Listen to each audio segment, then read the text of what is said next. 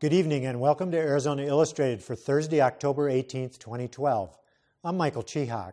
Tonight we focus on the State Senate race in Legislative District 10 as we continue our coverage of the election campaign with this Your Vote 2012 Legislative Forum. Joining me are Senator Frank Antenori, a Republican who was appointed and then elected to the Senate in 2010 after serving one term in the State House, and David Bradley, a Democrat who served in the State House from 2003 to 2011. Gentlemen, welcome. Thank you very much. Thanks, Michael. Senator Antenori, first question. Have the governor and the legislature done enough to stimulate the economy and grow jobs in Arizona? Well, I could never say anybody does enough to stimulate the economy and grow jobs. I think we're off to a good start. We passed two jobs bills, including the Arizona Job Competitiveness Package that helped incentivize bringing businesses and industry here to Arizona, and I think the results speak for themselves. We've had over 80,000 jobs added over the last year. We're slated to add 55,000 this year and another 50,000, which is 100,000 jobs over the next year and a half to 2 years. Our unemployment rate has gone down from 11.3 down to 8.2%. And we're slated to be one of the fastest growing states in the country with regard to job creation. And CNN Money magazine ranked us as #1 for new business entrepreneurial startups in the country. So we've rolled out the carpet and we're creating conditions here for the private sector to create jobs because the government doesn't create jobs. The private sector creates jobs. We create those conditions for success, and I think we've done that. Mr. Bradley, has the state done enough to help stimulate the economy here, and is it the right kind of thing? Well, there's always more to do. I would differ that I believe that government can be a catalyst for bringing new jobs to Arizona. It can be a catalyst in terms of improving the quality of life for people who want to come here to start their businesses up. There are many ways that we do that through the education system. The notion that government doesn't create jobs is interesting when you have somebody who's got three paychecks, one all government related in some fashion in terms of retirement from his military service, as a state employee, and then the entity that he works for has the government contracts that fund much of their work. So it's an interesting notion, but I think government does facilitate jobs coming. You always want government to kind of be there as the catalyst, to step away and let the market take over when it can. But the government has an ongoing role.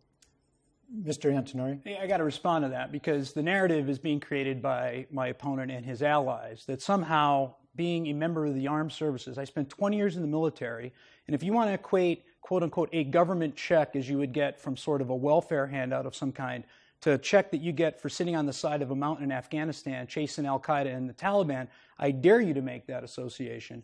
I think people that serve this country, yes, I served 20 years in the military and I was paid, I would say, as most would say, for risking my life, a small salary to do that. And if you want to get the salary that I get, the retirement that I get after spending 20 years of getting shot at and blown up, I defy anyone to spend that amount of time for what kind of a reimbursement I get from the federal government for that amount of service.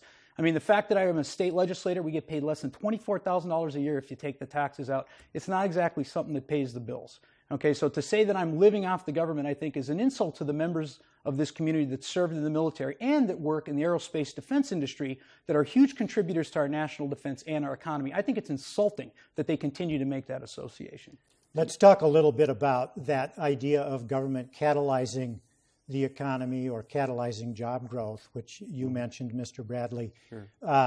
Under the Republicans and Governor Brewer, the Arizona Commerce Authority was created, and it is spending public money to stimulate the economy. Is that a correct path for public money to be used? Oh, certainly. I think I support that. Let me just go back 1 second, though. I believe that Frank's resources that he gets are federal tax dollars. That was my point. That doesn't denigrate his commitment to our country, which was, of course, admirable, as it is with all the folks that served, including myself. The point is that those are federal tax dollars. Those are state tax dollars. That's what has stimulated or paid for those services to be rendered. That's the point. So does the government have that role? Certainly it has that role. When we look at the income of, or the gross domestic product in this state of $250 billion, roughly, a considerable amount of that is government related in one form or another. Look at our Army base, Air Force bases, our schools. That's all government related resources that go into our communities, that stimulate people to learn skills, to be able to take on new positions, new jobs, and of course government has a clear role. Well, back to that idea of the Commerce Authority, Mr. Bradley, is the government, state government, taxpayer money that's being spent with the Commerce Authority, is that justified? Is that something you would support if elected? Yes, yes it is. And Senator Antenori, talk about that a little bit. Well, I voted for it. I think it's a good idea to incentivize base industries that have high-paying and high-wage jobs that have a lot of benefits to come to this state, because it takes people off of the welfare rolls and makes them less dependent on government and more reliant on themselves. And I can't find anybody that would be against that. And I love Mr. Bradley making the argument that the government's role is national defense and public safety. And that is something that I've advocated for. I've been endorsed by every law enforcement agency in southern Arizona and most of them in the state, because I support using federal and state dollars to fund public safety and, of course, our military. That is government's role, to protect individual liberty. What I was talking about is this concept that we have to do things like Solyndra and fund all these pet projects and funnel money to all our campaign donors and buddies to get the economy going. I don't have any problem with government jobs that are public safety and constitutionally mandated and related. I think everybody would agree with that. I have a heartburn with creating winners and losers, and most of the time when the government does that, they pick losers, as was brought out in the presidential debate. And that is my heartburn. I have no issue with providing for the national defense and public safety. In the realm of economic stimulation, Senator, many business leaders in surveys say that their top two needs from government are a good transportation system and a good education system to keep workers moving into the pool and for their employees to be able to send their children to school. Yet in Arizona, lower taxes were put ahead of both transportation needs and education needs. Is that the correct priority? I don't think that's correct, Michael. I think your summation of that is wrong. We had a budget deficit that was basically brought on by fiscally irresponsible members of the Democratic Party and fiscally irresponsible enablers from the Republican Party that voted to bankrupt this state. And we had to make some tough decisions to get the state back in the black. And in order to do that, we had to make some adjustments to funding in every agency across the state in order to get that budget balance and get us on the right path. We are now investing significantly in infrastructure and education as the revenue continues to increase in the state because of those reductions in those punitive taxes and regulations that have stifled business.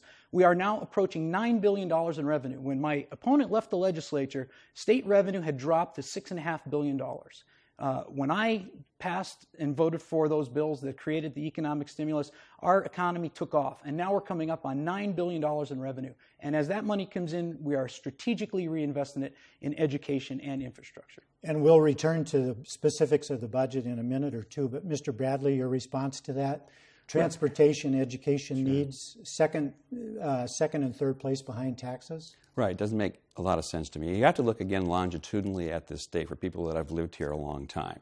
There have been 20 consecutive years of tax reductions of one form or another through the state legislature. And also to remind that the state budget is really $28 billion some dollars, not the $8 or $9 billion that we have authorized this particular year, because there's other sources of funds. We need to build that infrastructure. And one of the things we had to do when I first got in the legislature was catch up from the many years we were behind in infrastructure. Some of our schools were literally being condemned, and our kids were still going to them. We had to put money into those facilities immediately. The same with our roads and highways. So, yes, I believe that the government is, as a catalyst for job development, has to ensure that we have good roads and good schools, and those things are priorities that I would vote for. So let's look at the state budget. The state, as you pointed out, Senator, is bringing in more revenues. Conditions are beginning to improve. So come next year, the legislature will be looking at perhaps a different picture with the state budget. Mr. Bradley, with a $900 million surplus, including the rainy day fund on hand right now, what should the state budget look like next year? One of the things that should happen is that the rainy day fund should be increased. We should up the limit that we can put money into the rainy day fund for future years. We should double or triple it like other states have done. But we do have we're behind in a lot of areas. The cuts that were made are devastating to individuals.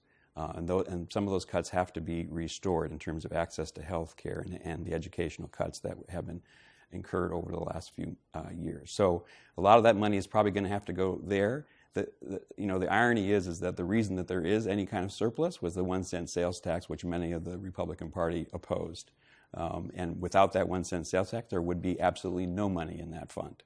And that's why we need to increase that or continue it. But we have a lot to do, and I think there's a lot of priorities that have to be attained and to use that money wisely.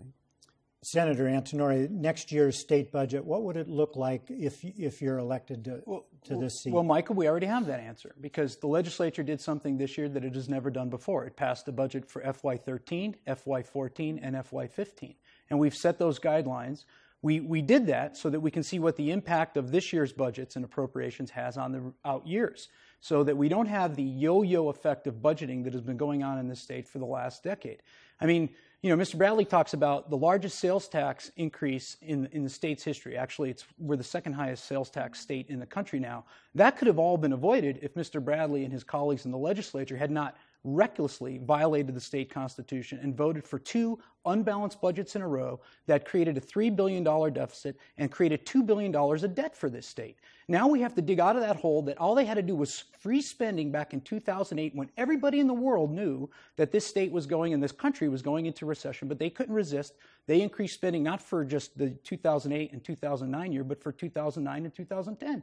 And it created a financial mess that we're now trying to dig out of. All of that could have been avoided if they just did their constitutional duties. What I'm saying now is as we go forward, this state has to plan for more than just 1 year. We have to do 2-3-year budget planning, like most families and most households do, to make sure that we don't spend money we don't have like we've done in the past that created this mess that we had to dig out of in the first place. So do you see a need, Senator, for there to be any adjustments in what the fiscal 13-14 budget would be? In other words, what the legislature will consider come January? Well, I'm sure there'll be adjustments because the good news is that more revenue has come in than was projected for the FY14 and FY15 budget. So we can then take that additional revenue that was not predicted to come in and strategically put that in areas that are going to help enhance the economy and the quality of life in the state of Arizona. I don't think anybody would disagree that we have 2 things to do. We have to balance the budget, we have to pay off our debt, and we have to fund those critical services that everybody in the state wants. And that is basically the budget map that the legislature has created, and we will continue to strategically reinvest in things like education and public health care for the people that need it most in the state of Arizona.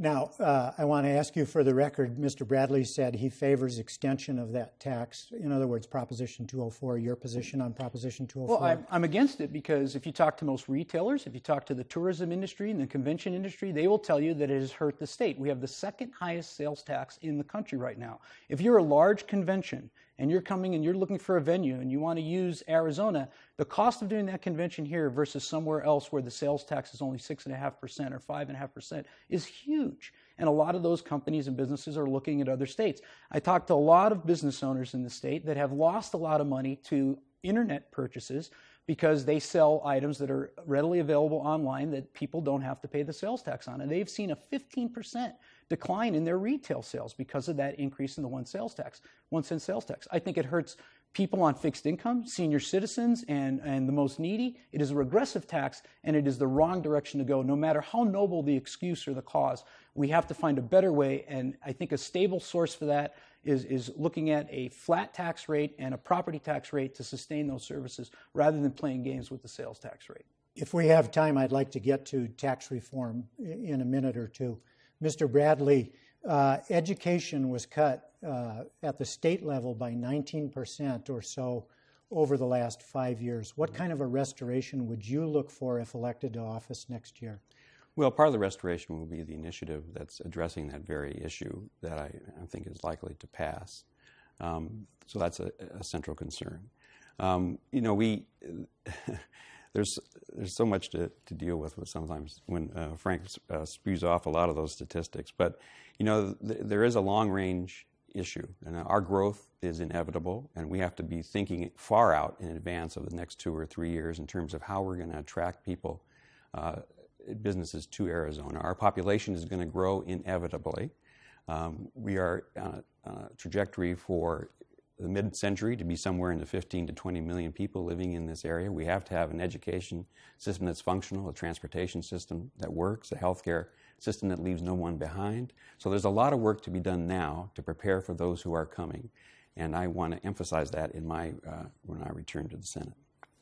Senator Antenori, Governor Brewer has proposed and is putting into place a number of reforms of the educational system, and some of those cost money. Do you think the legislature should be funding those at this time? In other words, come January? Well, we did that. We put $40 million into a K-3 reading program that had strict standards in order to obtain that money and bring that money down that the schools have to achieve. The governor asked for $50 million. Right. Well, we gave her 40. You know, we still have limited resources. We're coming out of this recession. We just have to be very cautious with the way we spend money so we don't go back into the financial ditch like we were just a few years ago. The reality is that just throwing money at education doesn't work. We spend more in the state of Arizona than many industrialized countries do on education, yet the results from our kids are far less. We have now got to put standards in place, and I've championed many reforms in the legislature, many that were opposed by the other side of the aisle.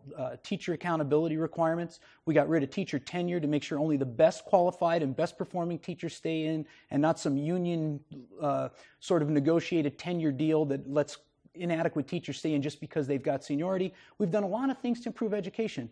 Those standards now have to come up, and we have to tie revenue to those standards. So when they obtain the standards and they perform, they receive the money. If they don't perform, they don't get the money. That is the stick and carrot approach. It works in the private sector, and it works in the government sector if it's done properly. And I think the governor's got a good idea in the way she wants to do it, and I support it. And in fact, in Proposition 204, there's a 12% holdback for schools and districts that don't meet the standard. Do you favor that? Well, I don't know. That sounds like you incentivize failure. So the schools that don't do well are going to get more money. I think that's the wrong way to go. You need to incentivize success. You need to create that environment. And if the teachers or the school district is failing, then there needs to be some reforms done where maybe someone comes in, another successful school district or a successful superintendent or a successful principal comes in to assist reforms in that school to bring the same standards in these successful schools. We got a lot of successful schools here in Arizona. The Vail School District that my two sons go to is one of the best in the state. It has been recognized nationally. We have charter schools like Basis that are doing an excellent job here. We have the talent here. We just have to take that talent and share it with the school districts that are having a rough time. Mr. Bradley, education reform, should the legislature fund it? Is it going in the right direction? Well, it certainly has to be funded one way or another. In terms of, our goal is to produce good citizens. That's the main outcome of education in this state.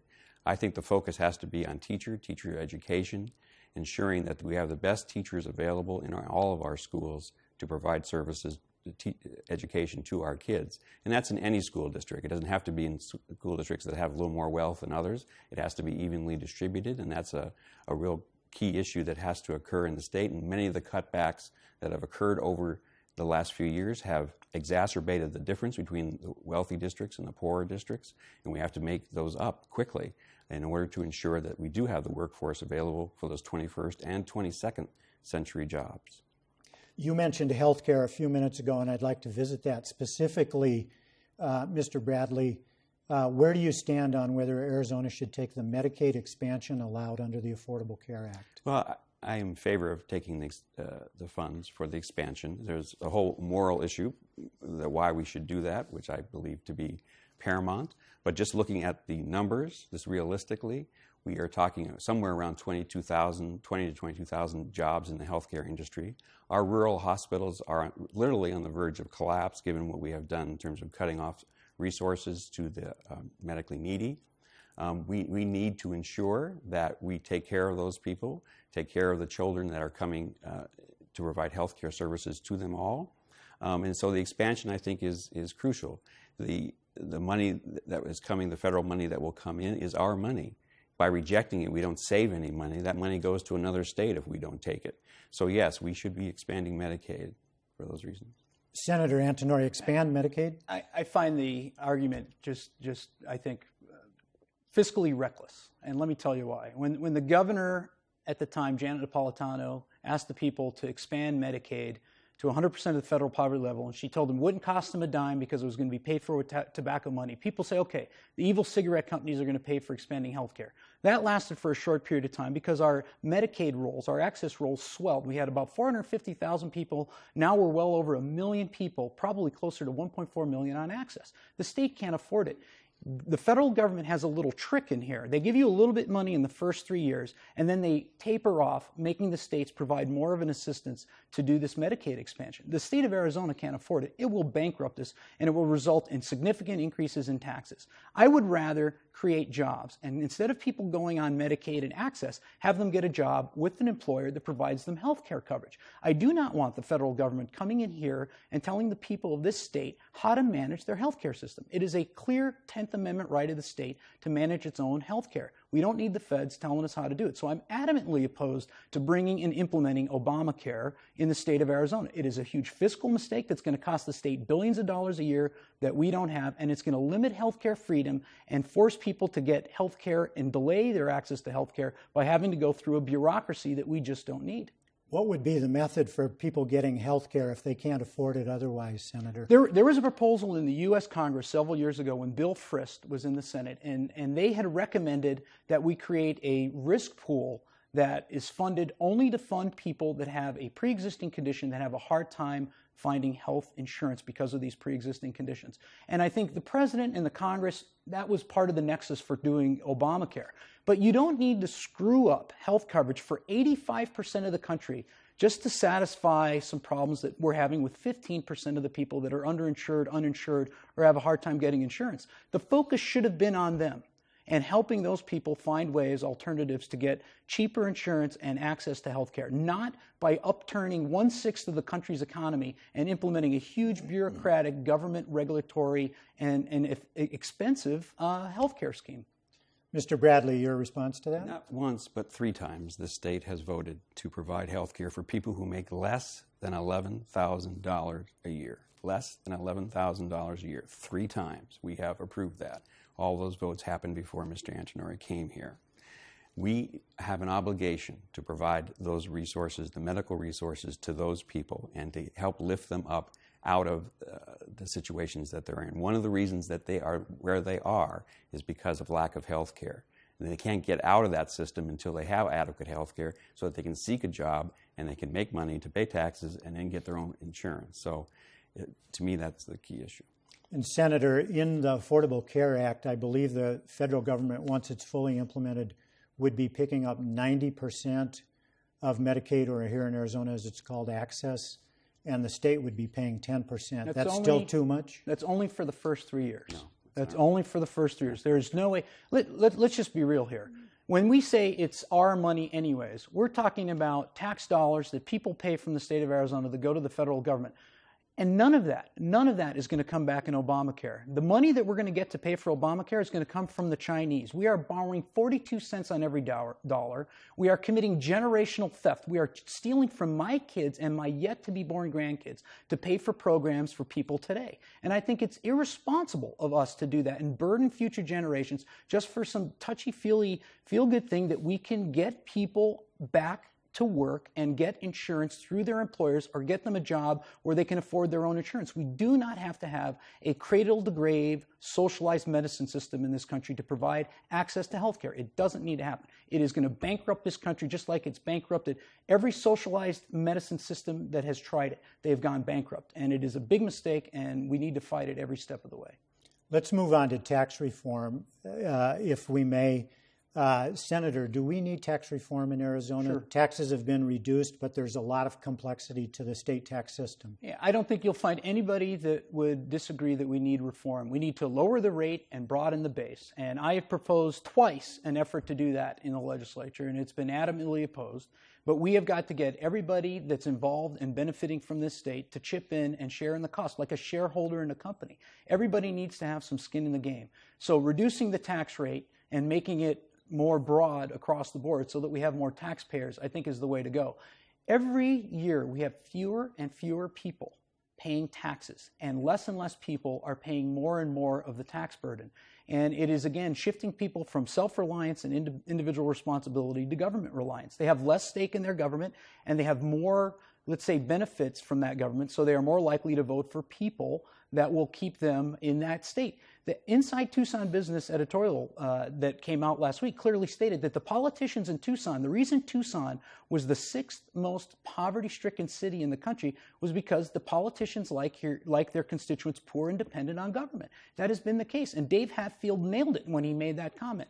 I would like to see people get off of government assistance and get out on the private sector. That's the way you solve the problem.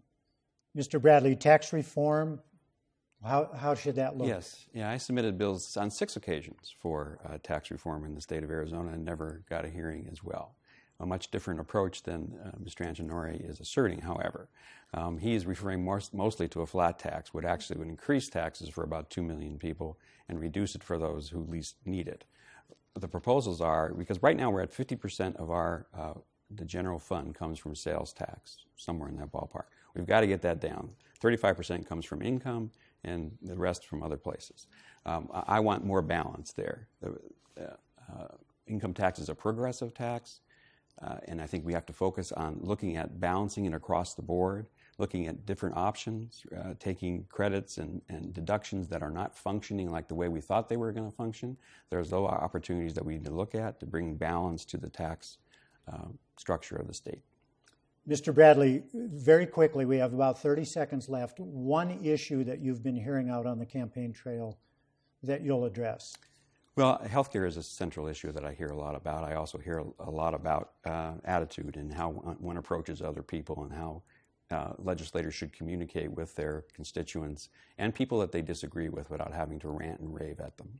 And Senator Antenori, in 20 seconds, what are you hearing on the campaign trail? I mean, to do our job, and that's balance the budget and keep the state going in the right direction and not drive it back into the financial ditch that created all this hardship and heartburn in the first place. Had my opponent simply not spent the money he spent, there would have been no need to cut anything in the state. We had enough in the rainy day fund, and we wouldn't have to make any cuts to any of the programs that he advocates and champions.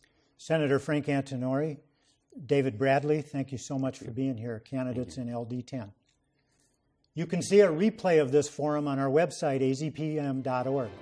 There you'll also find information on all of Southern Arizona's legislative races and candidates. To comment on what you saw here tonight, click on the story online and go to the bottom. We can also be reached via Facebook and Twitter. I'm Michael Chihak. Good evening.